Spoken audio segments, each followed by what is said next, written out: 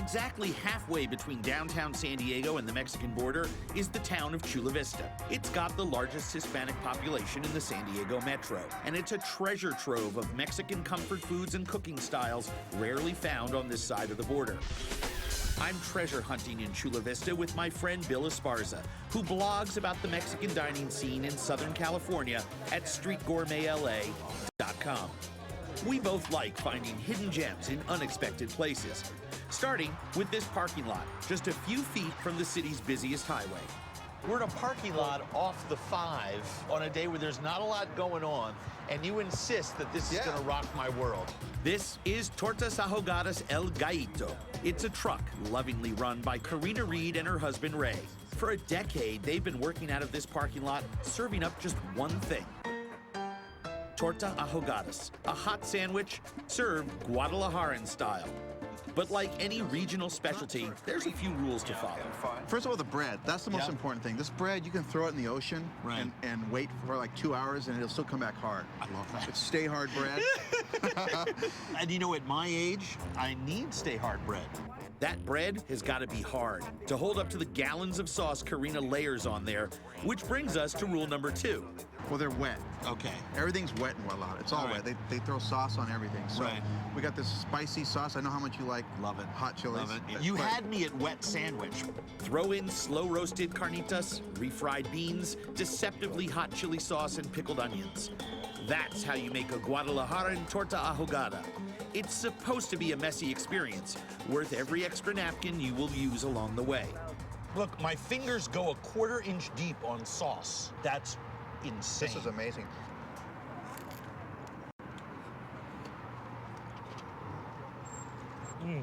It's very bright, it's citrusy, that roasted pork, but the best thing of all, you can see the dark quality that the bread has, that browning.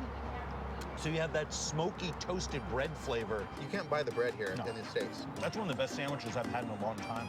With a guide like Bill, you can find Guadalajaran traditions in a suburban parking lot, or Aztec-inspired ways to serve lamb in the middle of a strip mall.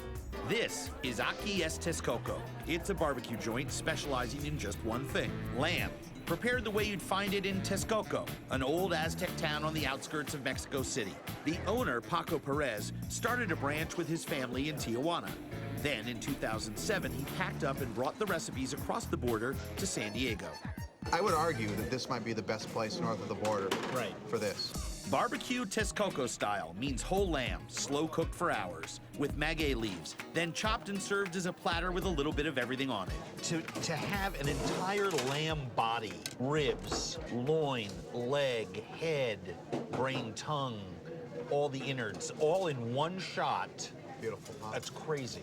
And you have everything together. There's some liver and heart. Unbelievable. This is just heaven. Slow cooked, bold and grassy, the restaurant version is about as close as it gets to authentic Texcoco barbecue. Problem is, you can't get the traditional flavor just right if you're cooking it in an oven. Before he came to the U.S., Paco's family taught him to make barbecue the ancient way, slow cooked, in big outdoor pits. U.S. laws say he can't serve it that way in his restaurant, but there's nothing stopping him from doing it at home. Spiced with avocado and maguey leaves, the lamb is cooked underground for 8 hours, a feast for family and friends. Lucky for me, Bill is a close friend of the family, and we're here in time to taste the results. I did the other day a test here, and I was proud. It's going to be perfect, isn't it? 99%. By now, that slow-roasted lamb in the ground should be melt in your mouth tender. Just sweep the dirt away and hold your breath for extraction. Wow. Oh my goodness. Dude, you don't mess around. Oh my goodness. That's perfect. Man. The style is traditional, but Paco's designed a first-rate cooking apparatus to get the best taste out of the ground. In the top steel deck, shoulders, legs, head, and a stuffed stomach. What do you think? Yeah, that is pretty good. It's like little clowns at the circus coming out of that tiny little car. I'm not sure we have enough lamb. Below that, a special grate allows all the fat and juice to collect in a cauldron, becoming its own distinct course of lamb broth. Oh, you gotta be kidding me. Barbecue and soup, a hole-in-one.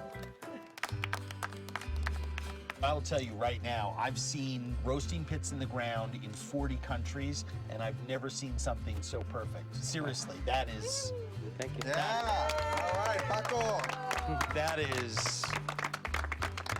That is just genius. The pit system Paco designed is genius. And he can also engineer big flavors from other simple ingredients, like wheat lacoche, corn fungus that Paco sautés with onions and epazote. Yeah. Oh my God. Just look at that. The sweetness of corn with that luxurious, unctuous resilience that only comes from things like mushrooms. Paco's lamb brains are done the same way, mashed and sautéed, served on fresh-made tortillas. Yeah, mashed brains. Oh, it's so good. But here's the thing. His skill set is just immense. And he has a real natural feel for letting the ingredients speak for themselves. The brains are perfect. Nothing's covered up. But most importantly, they're cooked well. What's companioned with it is perfect. The onion and the chilies and the lime. It's gorgeous. Really, really gorgeous. And so is that lamb, dissected and portioned for family-style picking. We've got leg and shoulders, tongue, eyes, and more. And then there's pancita, lamb stomach, stuffed with kidneys, livers, and the heart. So good. It's so earthy. The chilies, the onion in there, all the different little bits of liver and heart and lung and stomach and everything that's sort of chopped up and shoved in there. That is insane. Chula Vista is a great place for finding eateries with a true taste of Mexico. But the truest taste of any culture comes in a home-cooked meal, shared with friends and family. Unbelievable. You also have a lovely family. I look at people's families. It's the greatest achievement in the world. Nice work. Thank you. Foreign tastes and traditions are around every corner in this California border town,